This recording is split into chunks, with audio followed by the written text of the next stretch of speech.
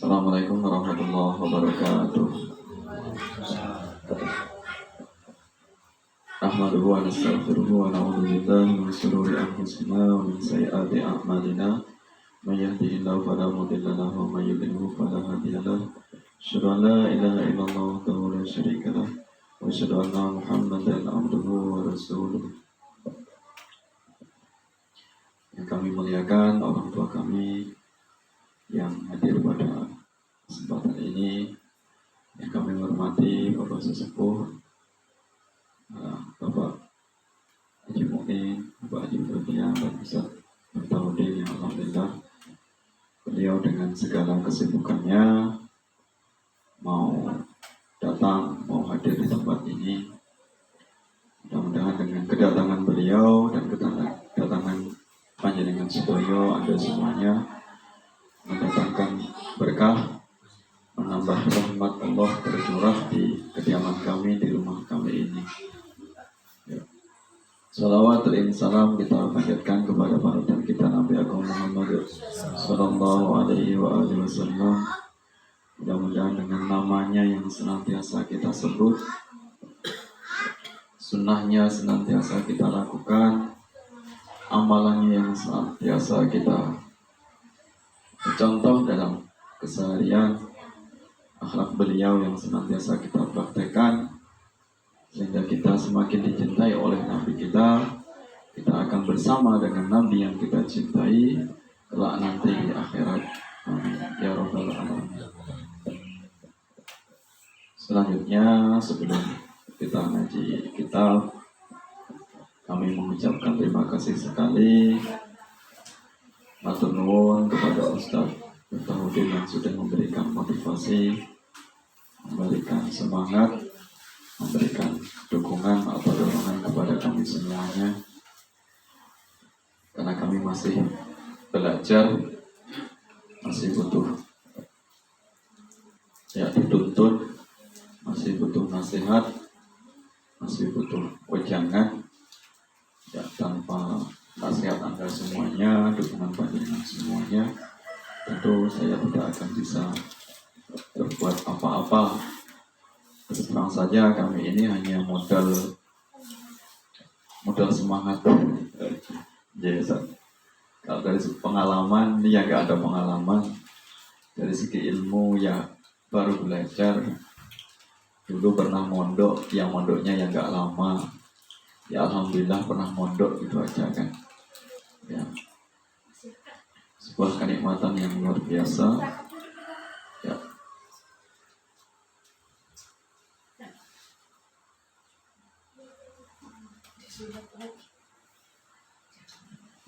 Dan patut bersyukur juga panjenengan Anda semuanya, ya, para jamaah yang mungkin juga anaknya sedang di pondok, ya, sebuah kenikmatan, sebuah investasi yang sangat luar biasa. Investasi atau tabungan kita nanti kalau kita sudah tua, karena dengan mencetak atau membentuk anak yang salih-salihah, sebuah keberuntungan, kenikmatan yang tidak akan bisa dibandingkan dengan harta apapun. Harta yang panjenengan cari, yang panjenengan produksi semuanya, ya tentu pasti akan habis. Ya, dan ketika panjenengan mati, ya, rumah yang mewah, harta yang banyak itu juga tidak akan dibawa mati. Agar harta itu kekal, ya, sampai nanti di akhirat bisa menolong kita, ya, dengan salah satu di antaranya yaitu dengan menghabiskan harta kita di jalan yang benar, di jalan yang hak. Salah satu di antaranya, ya, mondoke anaknya. Ya alhamdulillah, ya, termasuk mondokkan anaknya itu juga butuh pengorbanan, biaya besar, perjuangan yang sangat luar biasa. Anaknya sering ngeluh, sedikit-sedikit curhat, hilang lambene, anduk hilang, sabun hilang, sandal hilang. Nek sandal biasanya nek hilang ki sedih loh. Mungkin kok mentu meneh, muncul meneh. tinggal kancane. Biasanya neng kamar ngarep kamare ngerti-ngerti sandale neng masjid, neng musola. Ya tadi sandale jalan-jalan ke ngerti-ngerti. Jenenge digosok. Ya. Digosok itu bukan dicuri secara total, diambil terus diumpetkan atau dia dipakai, itu enggak diakui menjadi milik pribadi, itu ya enggak.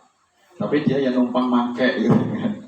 Karena mungkin dia enggak ada sandal atau mungkin karena sandal kawannya bagus gitu kan. Jadi banyak yang gotong royong milik kawannya itu. Kelambi juga seperti itu, baju kadang dipakai kawannya gitu kan, walaupun makainya enggak izin. Nah itu yang pengalaman yang mungkin saya juga pernah mondok, pernah merasakan. Ustaz Taudin juga seperti itu kan. Ya, itu sering yang terjadi gitu kan. Sandal kita bingung maksudnya mau pakai, ternyata kawannya yang pakai. Nanti dalam jarak beberapa hari itu muncul lagi, datang lagi sandal itu. Ya, jadi membuat apa namanya? Ya kadang mangkal juga. Tapi yang namanya sama kawan. Dan itu bagian, kalau kita sadar itu sebuah bagian melatih kita untuk sabar kan, intinya kan gitu. Kenapa? Karena yang maling itu ya bukan musuh kita, ya kawan kita sendiri gitu kan. Bagaimana kita bisa mengelola kesabaran kita dengan menghadapi ya kawan kita sendiri, bukan musuh. Dan dia juga tentu dia juga merasakan, dia juga dipaling dari kawannya ya kan. Kawan-kawannya atau pendahulunya dulu juga seperti itu. Nah itu hal-hal yang biasa. Saya juga nggak kaget ketika mungkin curhatan dari wali santri, dari apa namanya, santri yang juga seperti itu, yang kehilangan ini itu, ya itu hal yang biasa. Itu bagian dari cobaan melatih kesabaran orang tua dan kesabaran anaknya juga. Insya Allah kalau sama-sama sabar, ya nanti akan ada hasilnya. Dan hasilnya juga nggak instan gitu kan, nggak ujuk-ujuk terus pinter ceramah, pinter ngaji. Nah itu terus jadi anaknya langsung apik, akhlaknya itu kan enggak, itu butuh proses. Ya setahun, 2 tahun, 3 tahun, insya Allah nanti baru akan muncul, baru akan kelihatan nampak. Nah, beda dengan anak yang mungkin apa namanya yang nggak mondok. Itu maka itu investasi kita, anak-anak kita yang mungkin harapan kita nanti akan menggantikan kita ketika kita nanti sudah mati menghadap Allah, yang akan senantiasa mendoakan kita menjadi pintu atau wasilah kita untuk apa namanya menghadap Allah, husnul khotimah. Ya, sebagaimana disampaikan Ustaz Taudin tadi, ya, anak yang soleh-solehah, anak yang nanti akan membawa kita, memudahkan kita untuk menuju surga. Insyaallah, amin ya rabbal alamin. Kemudian ya Ustaz Taudin mau sempat hadir, ya alhamdulillah keberkahan bagi kami dan jamaah yang hadir, ya walaupun tidak banyak, tidak marak, ya saya maklumi dengan berbagai macam kesibukan, tapi orang yang sudah mau hadir di majelis ini ya sebuah luar biasa. Ya alhamdulillah, korban panjenengan waktu yang mungkin sudah dikorbankan, seharusnya aktivitas kumpul keluarga, mungkin bisa selesai tugasnya atau mungkin kegiatannya atau mungkin bisnisnya dan sebagainya harus terganggu dengan datang di majelis ini. Saya mohon maaf, mohon maaf. Nah, tentang kegiatan ini, itu kemarin di awal-awal memang saya agendakan, saya jadwal itu minggu yang kedua. Jadi ahad yang kedua atau minggu yang kedua itu saya buat jadwal, karena saya pas saat itu saya senggang, ada waktu luang. Selain hari itu ya saya full ngajar di Nulis, dan sorenya saya bantu TPA kalau pas lagi tidak ada jadwal di Nulis. Ini saya alihkan, saya nanti di hari minggu yang keempat ya keempat, ya kedua kemarin saya full undangan, minggu ketiga itu saya ada acara simaan juga, tapi setunggal jaya, jadi pindah dari desa ke desa. Ya, pukul 1 ya biasanya ada saja kegiatan yang ada atau kegiatan yang muncul yang tak terduga. Nanti saya alihkan di minggu yang keempat. Nah, harapan kami, ya cita-cita kami, walaupun hanya cita-cita kecil ya, majelis seperti ini tetap bisa berjalan. Tentunya maju atau mundurnya sebuah majelis itu, apalagi kegiatan santri, pendidikan santri itu 3 hal. Gurunya, santrinya, walinya, atau orang tuanya. 3 hal itu yang nanti akan mendukung atau kegiatan itu maju atau tidaknya. Kalau misalnya hanya gurunya pokoknya semangat mengajar ngaji. Ada gurunya, ada ustadznya di sebuah desa, tapi nggak ada santrinya yang mau ngaji. Ya, karena kurangnya dukungan dari orang tua. Gurunya mau ngaji dengan siapa itu kan? Nah, jadi ya kesempatan kita di desa ini ya bukan hanya saya kan, banyak sekali ustadz-ustadz di sini. Bahkan ustadz lulusan pesantren yang lebih alim dari saya, lebih pintar dari saya. Di sini ada ustadz kita, Ustadz Mutaudin, ya monggo saja ngaji di mana saja, itu baik, bagus. Tapi ya monggo kita manfaatkan yang ada di sini ustazah, kita manfaatkan semaksimal mungkin ilmunya. Walaupun nanti anak kita ya enggak kesampaian bisa mondok, walaupun cita-citanya kepingin kalau bisa mondok ya. Mudah-mudahan ya dengan bekal yang ngaji di TPA itu bisa bermanfaat. Nah, itu. Jadi ada gurunya yang mau membimbing, ada santrinya. Kadang banyak di sebuah lingkungan masyarakat, terutama masyarakat yang daerah-daerah yang masih minim pendidikan, daerah terpencil, terpelosok, kadang-kadang cari ustadz itu sulit sekali. Ya, dan ustadz juga belum tentu mau itu kan datang di tempat itu, terisolir. Termasuk misalnya orang-orang merintis pesantren itu kan rata-rata di tempat yang masih jauh dari keramaian, di tempat yang sepi. Dan itu butuh mental juga, seorang guru, seorang ustadz didatangkan dari mana gitu untuk mendidik itu tidak semuanya mau kan gitu. Nah, itu. Jadi ada gurunya, itu aset pertama. Yang kedua ada santrinya. Santri ya semangat ngaji. Tentu santri itu mau ngaji atau tidak, ya nggak akan bisa dia mau mungkin ujuk-ujuk ngaji. Pasti tentunya ada dukungan dari orang tua. Nah, ada orang tua yang mau nyuruh atau bimbing untuk menghadap ustadznya. Dan yang ketiga adalah walinya, wali santri. Nah, harapan saya itu ya dengan adanya majelis ini, ya jadi nggak lepas. Jadi sebenarnya kewajiban mengaji itu kan seluruh umat muslim kan. Thalabul ilmi faridotun ala kulli muslimin wal muslimah. Menuntut ilmu itu kewajiban bagi setiap muslim. Itu hadisnya. Jadi ya bukan hanya anak-anak, walaupun idealnya ngaji anak-anak. Tapi sampai kita mati pun juga ngaji, walaupun tentunya ngaji cara yang berbeda. Ngaji anak ya mikro, baca Al-Quran. Ngaji orang tua yang ngaji cara sepuh. Ngaji ya beberapa ilmu yang mungkin bisa kita pahami, bisa kita praktekkan. Nah, jadi maksud saya ada keseimbangan antara santri, guru, dan wali santri. Itulah kemudian saya terbuka pendapat atau terbuka niat untuk biar sama-sama ngaji, sehingga hal-hal yang negatif bisa kita hindarkan.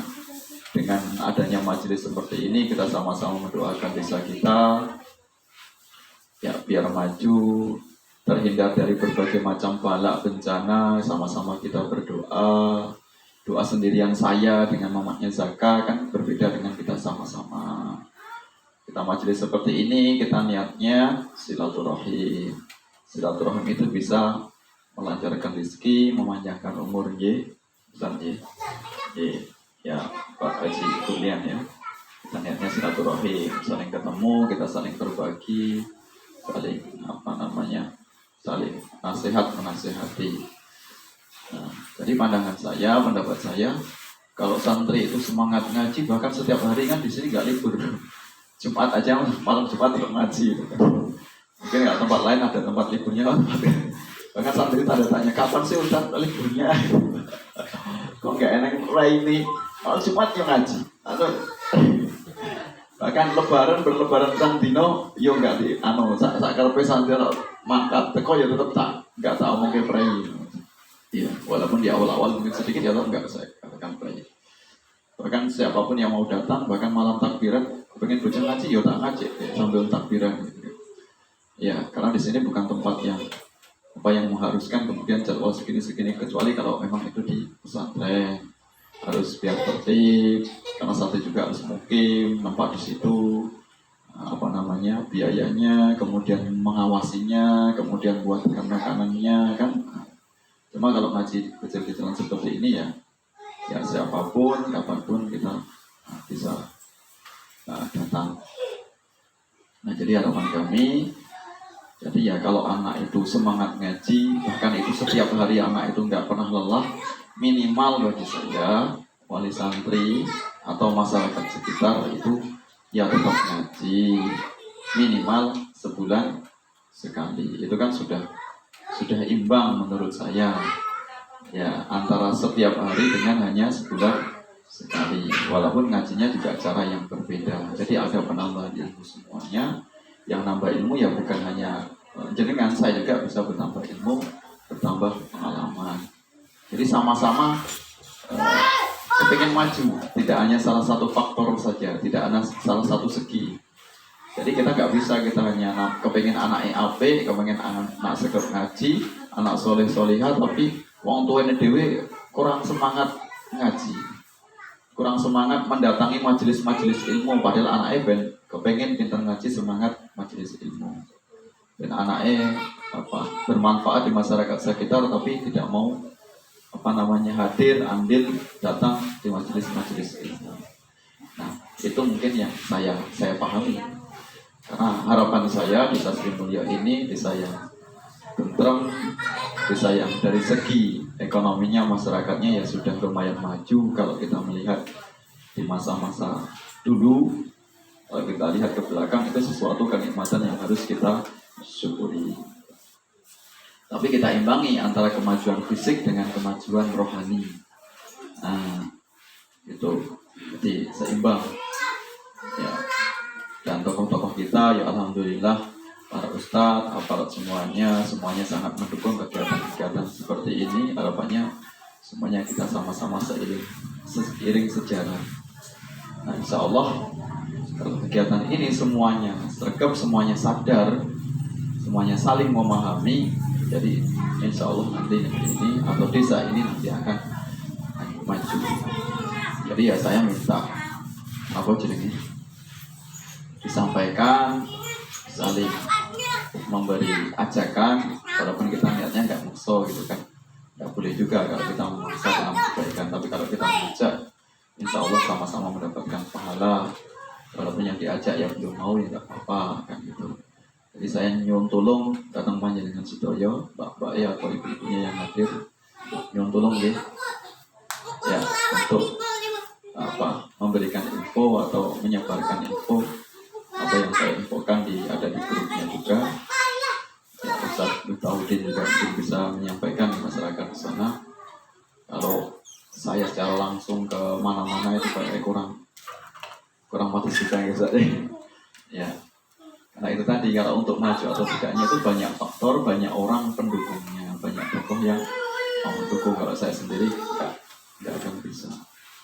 Dan alhamdulillah atas nikmat Allah kemarin saya sampaikan ke Ustaz Miftahudin kemarin atas bantuan orang tua kami untuk dibuatkan semacam hibah. Alhamdulillah sudah dapat dukungan orang tua ya, sehingga bisa harapan kita semua bisa maju, walaupun tempat ini yang masih sederhana seperti ini, masih tempat di rumah kami ya.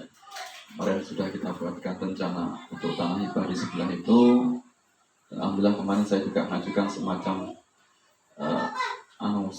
semacam yayasan. Saya ada kenal dengan Ustaz Cecep, beliau pengurus pondok pesantren Semuba. Ada organisasinya namanya Orpes, Forum Pondok Pesantren coba itu. Jadi beliau punya pandangan, nanti harapannya ya bagaimana kapan terwujudnya, beliau membantu untuk membuat semacam yayasan. Walaupun dananya kemarin ini saya ini kan himpun, saya minta dari wali santri. Alhamdulillah kemarin sudah kumpul dan sudah kita ajukan, hanya menunggu nanti datang ke saya suratnya, itu kiriman dari pusat, jadi resmi ada badan hukumnya kan, walaupun belum ke saya. Jadi nanti suatu saat kalau lembaga ini misalnya diridhoi Allah, kita mencari ridhonya Allah, diberkahi Allah, dimudahkan segala kesulitan, nanti bisa lembaga ini bisa maju, bisa besar. Itu pun tentu butuh banyak dukungan, banyak pihak. Walaupun belum saya yang mewujudkan, ya harapan kami itu sebagai investasi kita tanam fondasinya untuk anak-anak kita, untuk cucu-cucu kita. Kalau kita nanti mati, kita bisa menyaksikan, oh itu hasil perjuangan saya di dunia, gitu kan. Jadi banyak kami yang kami tanam dulunya sekarang sudah maju, sudah besar, menjadi amal jariah kita semuanya. Saya tidak lupa mengucapkan matur nuwun wali santri, masyarakat semuanya yang sudah mendukung, memberikan bantuan kemarin iuran per wali santri itu kemarin pinten ya? Lupa. Kemarin iurannya itu kan. Ya alhamdulillah dengan modal seperti itu bisa ya itu ya alhamdulillah ya. Kalau biaya saya sendiri enggak ada. Jadi rencana kami saya sampaikan nanti, rencana di sebelah sana sebagaimana dari ibu orang tua, nanti kita buatkan bangunan yang kurang lebih ya sebesar ini, nanti mungkin memanjang menghadap ke sini. Di majelisnya nanti kalau kegiatan kita forum pertemuan wali santri semacam ini, pengajian seperti ini, terus pengajian untuk sholat juga, kemudian untuk ngaji anak-anak juga nanti akan kita pindahkan ke sana, atau kita buat 2 kelas kan, alhamdulillah. Jadi laki-laki perempuan atau kelasnya besar dengan kecil kan, nanti bisa tidak saling mengganggu satu sama lainnya. Nah, biar lebih barokah dan manfaat. Itu semuanya tentu membutuhkan dana yang tidak sedikit ya. Itu butuh banyak masyarakat yang mungkin nanti akan membantu. Nanti rencana saya buat semacam ya kurang lebih ukuran seperti ini. Sudah dialog dengan Pak Jumadi kemarin sore. Beliau punya pandangan, punya ide, punya mengira-ngira nanti bagaimana rancangannya, terus masuk bagaimana biayanya. Nanti kurang lebih lebarnya seperti ini. Harapan kami nanti suatu saat kalau ada dan lagi nanti atasnya itu nanti ya kita buat bangunan ya semacam asrama. Kalau suatu saat nanti saya tidak aktif di Nurul Islam, suatu saat semakin menua, semakin fisiknya lemah, tentu saya nggak bisa kemana-mana lagi, Ustaz ya tahu ujung-ujungnya mati. Jadi ya bisa kan matinya ya di sinilah, di Sri Mulyo kan gitu. Saya mau lari balik kemana lagi kalau nggak tempat kita sendiri, tempat rumah kita sendiri. Nah, seperti itu. Toh nanti ya harapan saya pandangan siapapun anak-anak kita yang akan datang, generasi kita nanti akan melanjutkan itu semuanya. Kita baru menanamnya, kalau buahnya itu belum ada. Nah, itu hanya sekedar rancangan ya, pandangan saya yang minta masukan dari banyak pihak. Dan alhamdulillah kemarin Mbah Haji Berlian datang silaturahim, datang ke rumah kami. Saya sampaikan ya, beliau terbuka, beliau sangat mendukung sekali. Ya walaupun tentu ya banyak tokoh nantinya yang akan membantu. Beliau akan menginvestasikan dari nikmat yang Allah berikan, rezeki dari Allah. Insya Allah rencana berapa kemarin ini? Batal berapa kemarin rencana? 2000 ya? Alhamdulillah ya. Insya Allah sebagai amal jariah kan, nanti insya Allah banyak kan dari tokoh-tokoh yang lain ya. 2000 batal, alhamdulillah kami sangat mengucapkan terima kasih sekali ya Pak Haji Berlian.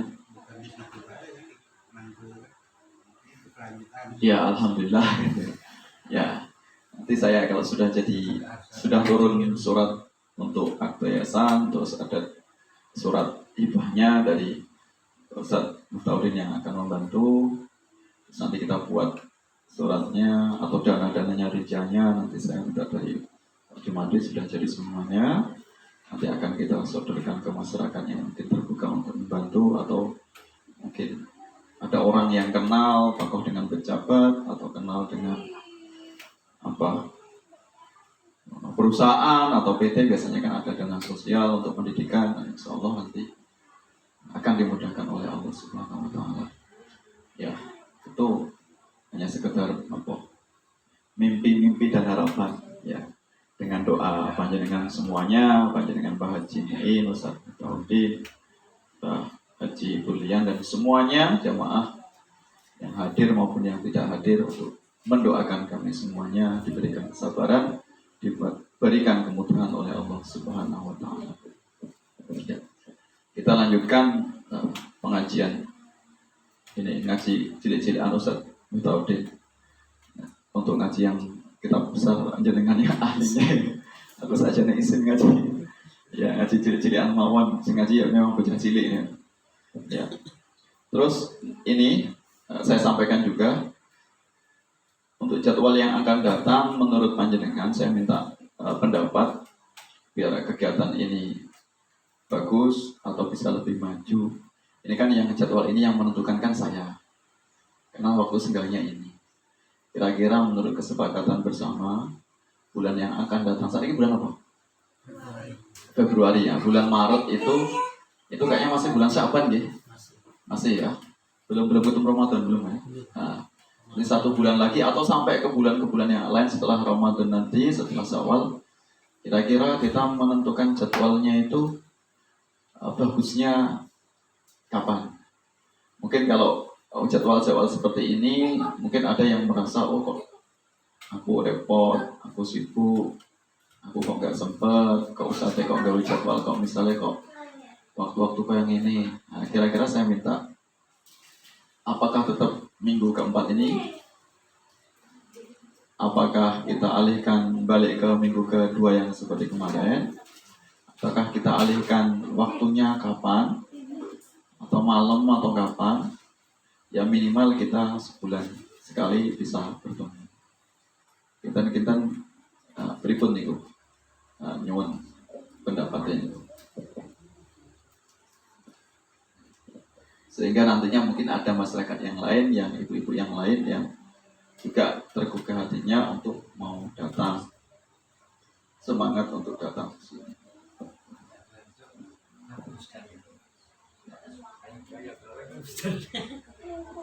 Beripun niku kula nyuwun pendapat. Tetap seperti ini ya, monggo alhamdulillah, atau dialihkan yang lain yang memang saya juga pas senggang. Ya malam ya tentu saya senggang juga, karena saya nggak ada jadwal kalau malam kan. Tapi kalau misalnya malam, kira-kira apakah jamaahnya semakin banyak atau nanti tinggal saya sendiri? Sama mamanya Zaka ya. Mama Zaka baru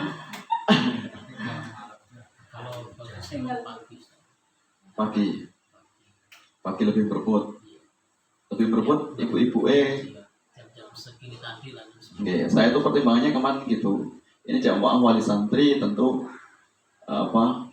banyak kesibukan kalau pagi, apalagi kan hari Minggu. Saya pertimbangannya kemarin tuh buat jadwal itu seperti itu, biar nggak terlalu kemerebutan. Mungkin sing mau resik-resik, mau masak, mbah barang kan, nah betul itu kan. Saya buat jadwal ya pasnya kayak gini, mungkin dialihkan kira-kira malam setiap tanggal berapa, misalnya pertengahan malam 15 atau malam minggu keberapa. Tapi ya kesepakatan kita, dan kita juga tambah semangat kan gitu. Nah, kita berikut. Kalau untuk antara siang dengan malam itu lebih semangat malam apa siang? Kenapa ngatakan ini? Kalau untuk atas ini bagusnya siang. Ya, berarti waktu-waktu yang jam-jam segini nggak terlalu repot ya? Iya. Kalau malam aku banyak malas. Balak malas malahan ya? Oh, iya. Iya. Belum nanti kalau udah Gembes-gembes apa mendung-mendung bener-bener kayak rata-rata Pak. Kalau siang malam. Siang malam oke. Iya. Wah, mantap. Udah larinya ke dadap. Jadi, nah, nyuwun pendapatnya Mbak yang hadir ini apa? Kalau nyuwun pendapat, tetap jadwal ngeten iki. Nggih. Minggu keempat nggih. Masih nek minggu-minggu ini. Minggu ini pasti. Nggih. Jamnya juga lah. Jam ngeten iki pun istilahnya pun tepat nggih. Nggih. Nggih. Soalnya niku ulang mikir kalau tolong repot, jangankan ibu-ibu saya sendiri kan, ya banyak aktivitas kan, apalagi pas hari Minggu kan. Nah itu, tetap nggih, minggu keempat jamnya tetap seperti ini. Kalau kita mantap tetap seperti ini ya, kula nyuwun nanti yang akan datang minggu keempat di bulan Februari Maret, itu belum Ramadan nggih. Oh ya, berarti kita pertemuan satu kali lagi sebelum nanti Ramadan.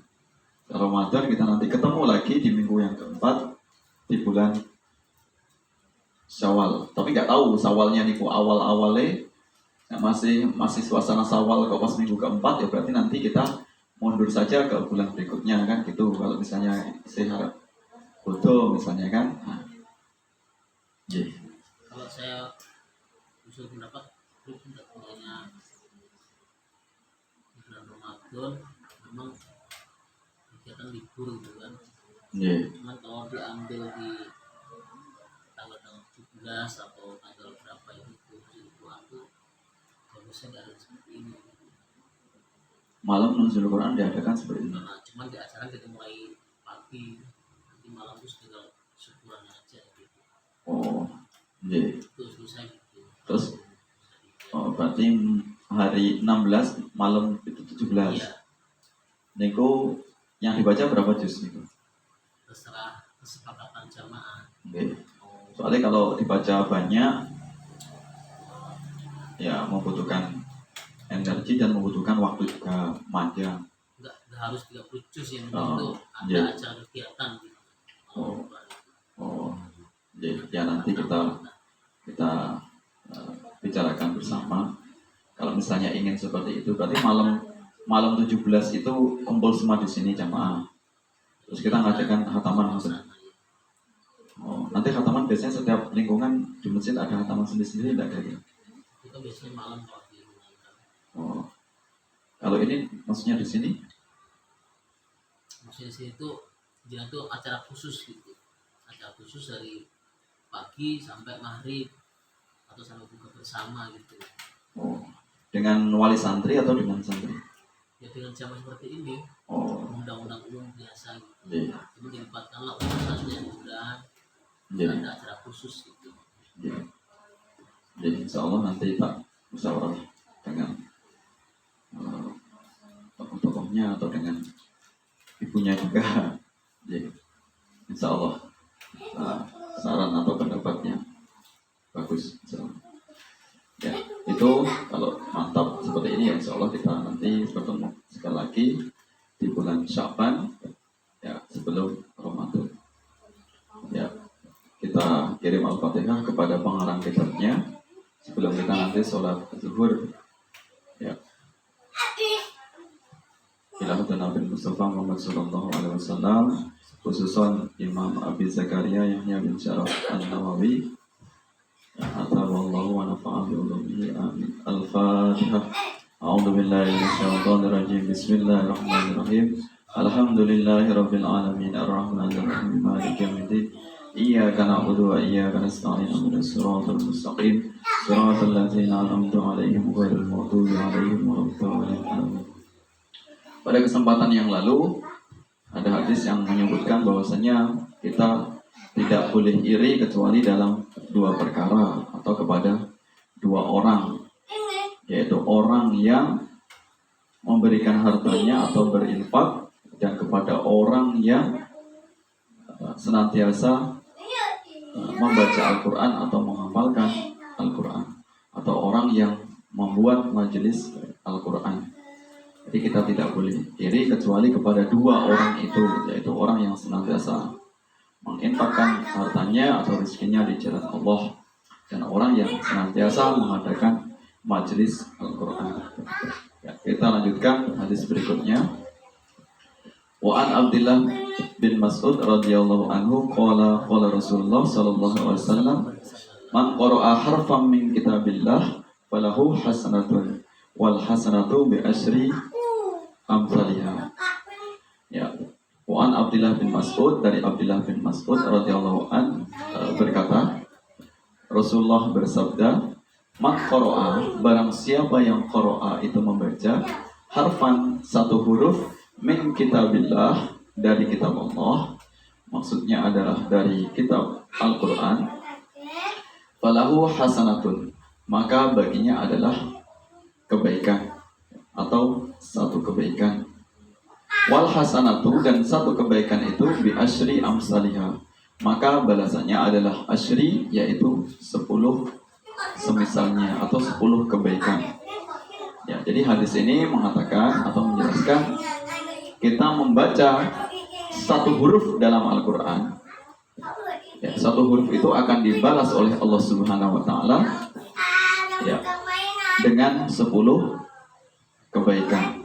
Ya, satu huruf itu dibalas dengan 10 kebaikan. Berarti dilipat gandakan sebanyak 10 lipat atau 10 kali.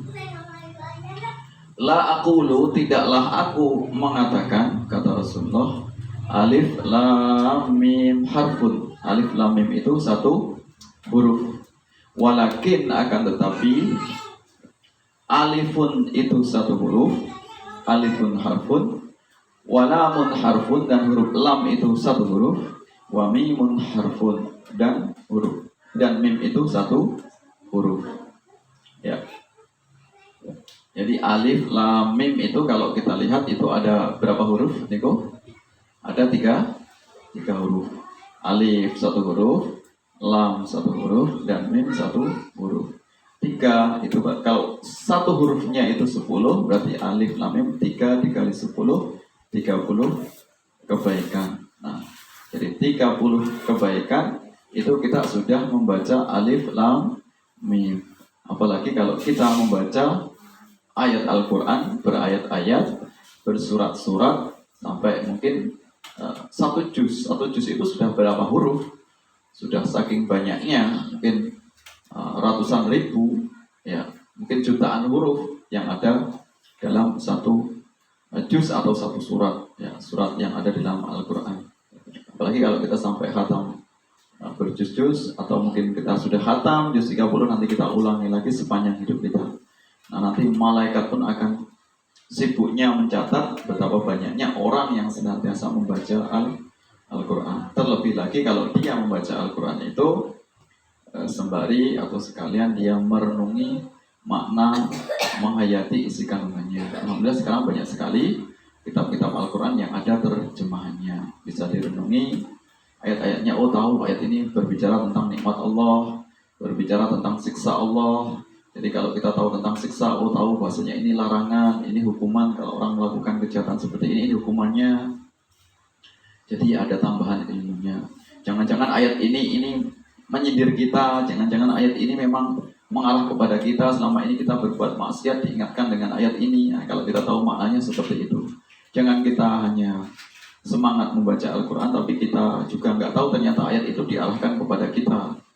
Nah, atau kita juga melakukan dosa, tidak berhenti melakukan dosa itu, padahal kita termasuk orang yang membaca Al-Quran. Ya. Wa an Abi Sa'id Al-Khudri radhiyallahu anhu anin Nabi sallallahu alaihi wasallam qala yaqulu Rabbu subhanahu wa ta'ala man syaghalahu al-Qur'anu wa dzikri an mas'alati a'taituhu afdala ma u'tisa'ili. Ya, dari Abi Sa'id Al-Khudri radhiyallahu anhu, ya, dari Rasulullah sallallahu alaihi wasallam, ya, yaqulu Rabbu, ya, Allah berfirman, ya, ini ada hadis tapi hadis qudsi. Kalau hadis qudsi itu berarti hadis yang itu tidak bersumber dari Rasulullah isi kandungannya, tapi ini bersumber dari Allah. Tapi redaksinya yang membuat Rasulullah. Biasanya kalau hadis Nabawi dengan hadis Qudsi, kalau hadis Nabawi itu langsung bersumber dari Rasulullah, kalau hadis Qudsi itu isinya dari Allah, dia hampir semi Al-Quran, tapi dia bukan Al-Quran, mendekati hampir dengan Al-Quran. Disebut kudus itu berarti hadis tapi suci. Ya, Allah berfirman, walaupun Allah berfirman di sini bukan ayat Al-Quran, tapi ini adalah hadis. Ya qul Rabbu subhanahu wa ta'ala, dari Allah subhanahu wa ta'ala, mangsawalahul Qur'anu, barang siapa yang sibuk Al-Qur'anu, membaca Al-Qur'an, ya mengamalkan Al-Qur'an, merenungi ayatnya, wa dzikri, dan berzikir kepadaku, kata Allah, an mas'alati, dari memohon kepadaku, a'taituhu, maka aku akan memberikan kepadanya itu afdalah, yang paling utama, ma'u'tis sa'ilin, telah aku berikan kepada para pemohon, orang-orang yang berdoa. Jadi maksudnya orang yang senantiasa rajin membaca Al-Quran, rajin memahami isi kandungan Al-Quran, permintaannya atau permohonannya itu akan diutamakan oleh Allah dibandingkan orang yang meminta tapi dia tidak semangat, tapi dia tidak rajin dalam membaca Al-Quran. Ya. Ini melebat zuhur jam 12.20 ya. Sudah masuk sholat zuhur. Ya, ini sekalian bagi jamaah monggo yang mau sholat zuhur di sini berjamaah dengan kami, yang mungkin ada tempat di kediaman masing-masing yang biasa di musola atau di masjid, ya monggo untuk di tempatnya masing-masing, yang monggo saja yang ingin berjamaah dengan kami, ya saya persilahkan, tempat wudunya ada di sebelah. Itu penjelasannya yang kami sampaikan, tidak banyak, mohon maaf atas segala khilafan. Mudah-mudahan Allah mempertemukan kita kembali dalam kesempatan yang akan datang. Mudah-mudahan Allah memberikan kita umur yang panjang, kita bertemu dengan bulan Sya'ban, dan insya Allah kita bertemu dengan bulan Ramadan. Amin ya rabbal alamin. Mohon maaf atas segala kekurangannya, terima kasih atas kehadirannya. Mudah-mudahan dibalas oleh Allah dengan balasan yang melimpah, balasan yang berlipat ganda. Al-afu minkum wallahu muwaffiq ila aqwamit thoriq. Wassalamualaikum warahmatullahi wabarakatuh.